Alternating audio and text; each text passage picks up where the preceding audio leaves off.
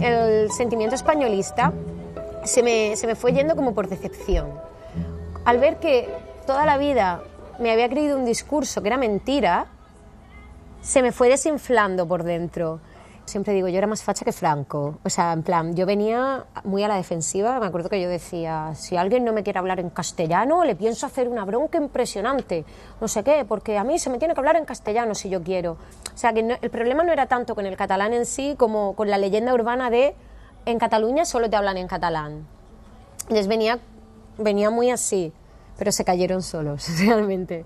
Y además luego cuando fui a mi pueblo me acuerdo que la gente ponía en duda mi testimonio de que a mí nadie me había obligado a aprender catalán, todo lo contrario, lo empecé a aprender porque no se me quiso obligar a aprenderlo. Yo he querido exponer que los prejuicios hacia los catalanes son mentira, porque el resto de prejuicios hay gente que los desmitifica, ¿no? Pues yo he querido contar mi experiencia pues por eso. Y creo que sí, que tanto por parte de la prensa como por parte del gobierno, pues interesa que haya esta serie de prejuicios.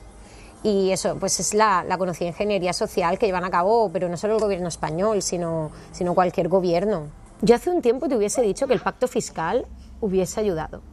El problema que yo encuentro es que ahora mismo, o sea, el pacto fiscal económicamente bien, pero la gente ya está tan quemada, la gente ya está tan en situación que no se van a conformar con que se dé un pacto fiscal, porque ya va más allá de las cuestiones económicas.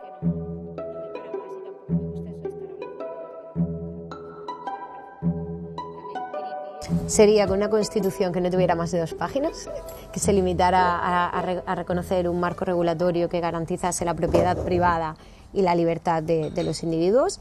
Sería un Estado descentralizado, o sea, porque Cataluña también peca un poquito del centralismo que le critica a España. Entonces sería un Estado descentralizado y pues es un Estado muy mínimo, o sea, con un buen sistema de check and balance entre los diferentes poderes.